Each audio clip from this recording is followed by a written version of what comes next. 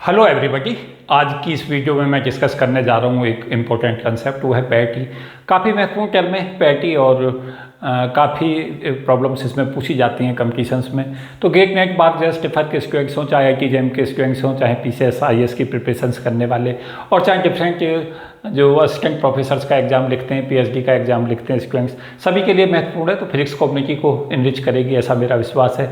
तो पैटी को समझें कि जो वर्ड की एक सिमेट्री होती है, सिमेट्री से मतलब समझें क्या है सिमेट्री का मतलब, कि अगर हम एक कंसीडर करें कि कोई हमारे पास एक कार है और कार से क्या करें, स्टीयरिंग को हटा दें। तो कार से जैसे हम स्टीयरिंग हटाएंगे तो क्या देखेंगे कि अगर कार के जस्ट मिड में एक परपेंडिकुलर लाइन ड्रॉ करें तो आगे की जो सिमेट्री है जो फ्रंट में होगी उसकी बैक में मिलेगी, और बैक की सिमेट्री जो हमारी वो मिलेगी हमें बैक की फ्रंट के अंदर। तो इस तरीक़ा से हम कह सकते हैं कि वो उसकी मिरर इमेज होगी। तो मिरर इमेज जो है वो पैटी होती है। पैटी जो है वो दो तरीक़ा की होती है। There are two type of parity, one is even and another is odd. How you can define odd and even parity? तो हम क्या करते हैं कि जो कोई भी पार्टिकल होता है, कोई भी सिस्टम होता है, उसको जब हम डिफाइन करते हैं तो क्वांटम मैकेनिकली कहते हैं कि उसे हम वेव फंक्शन से डिनोट करते हैं साई से। और साई अगर XYZ पोजीशन का फंक्शन है और ऐसे स्पिन का फंक्शन है।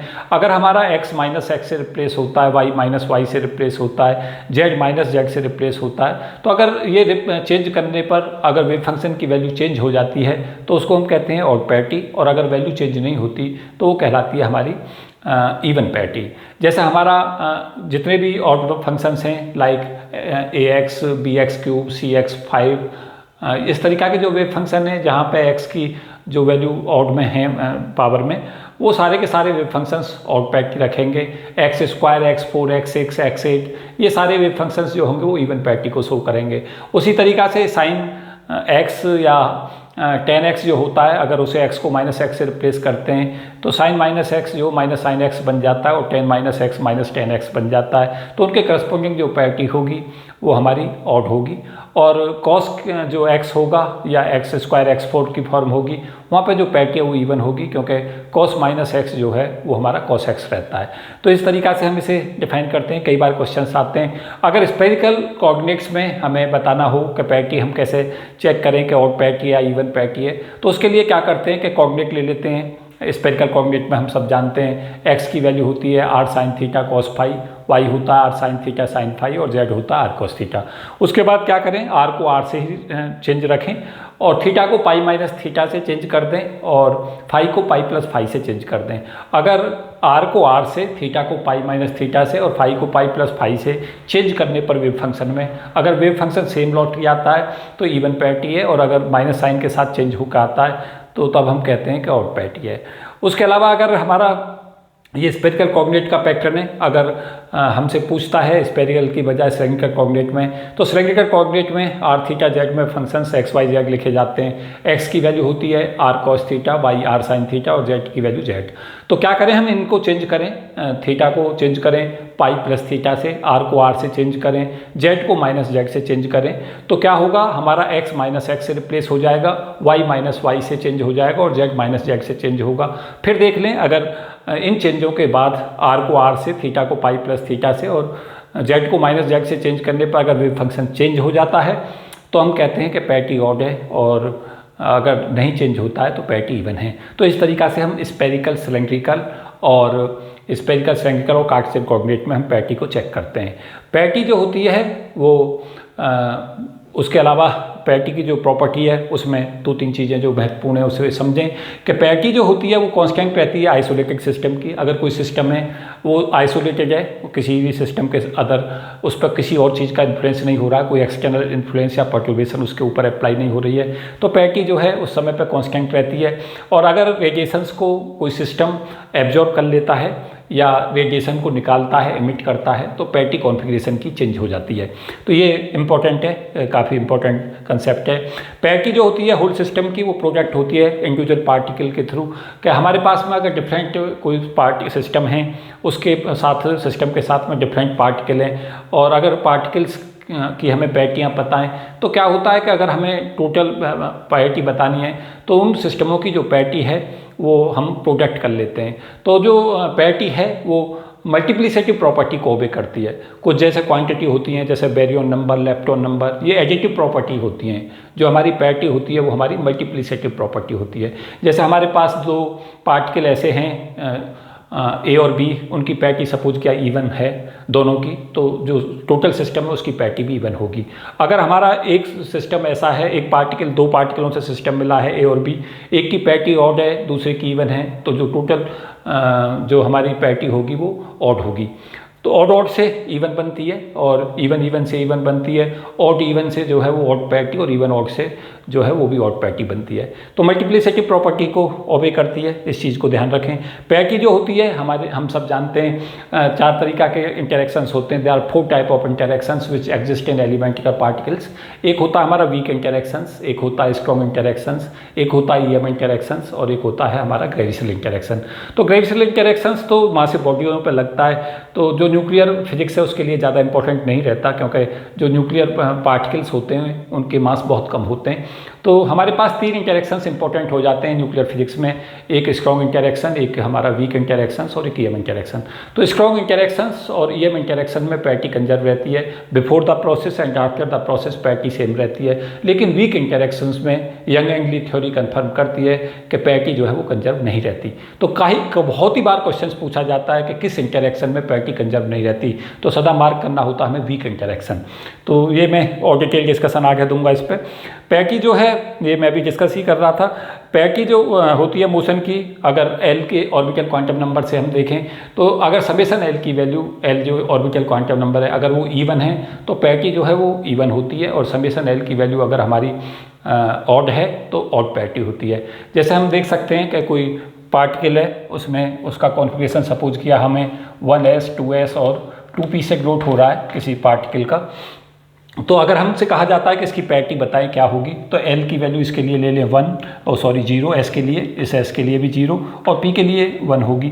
तो इनको तीनों को ऐड कर लें। जैसे हम तीनों को ऐड करेंगे तो ये जो हमारा सम है वो 1 आ जाएगा, तो इस केस के अंदर ऑड पैरिटी होगी। अब अगर हमारा सपोज किया इसमें 3s और 3p अगर फिर से जुड़ जाती हैं, तो यहाँ से हमारी वैल्यू 1 थी, यहाँ से 0 होगी और यहाँ पे एक 1 और आ जाएगा तो 2 होगी, फिर इसकी पैरिटी जो हो जाएगी वो इवन हो जाएगी। तो इस तरीक़ा से हम बता पाते हैं कि कॉन्फ़िगरेशंस अगर सिस्टम का हमें पता है तो हम उसके बाद में पैरिटी को इजीली बता सकते हैं कि समेशन एल कैलकुलेट कर लें, और अगर summation L orbital quantum number का सम अगर स्टेट का अगर वो हमारा इवन आता है तो इवन पैरिटी और ऑड आता है तो ऑड पैरिटी। इस तरीक़ा से हम इसे निकाल पाते हैं। फिर पॉइंट डिस्कस कर रहा था, उसके साथ साथ याद रखें कि एक्सपेरिमेंटली जो होते हैं, इलेक्ट्रॉन होता है हमारा, प्रोटॉन होता है, न्यूट्रॉन होता है, न्यूट्रिनो होता है, ये ऐसे पार्टिकल्स हैं electron, proton, neutron, neutrino, muon, जिनकी पैरिटी इवन होती है। तो जो एलिमेंट के पार्टिकल्स होते हैं वो उनकी स्पेसिफिक पैरिटी होती है, या तो ऑड होती है इवन होती है। फोटोन ऐसा होता है जिसकी पैरिटी दोनों तरीक़ा की हो सकती है, फोटोन डुअल कैरेक्टरिस्टिक शो करता है। तो ये याद रखें कि electron, proton, neutron, neutrino, muon, इनकी सबकी जो पैरिटी है वो इवन होती है, जबकि पाई मेसॉन जो होता है उसकी ऑड पैरिटी होती है। तो दोनों इंपॉर्टेंट कंसेप्ट हैं, दोनों ऑलवेज रिमेंबर रखने।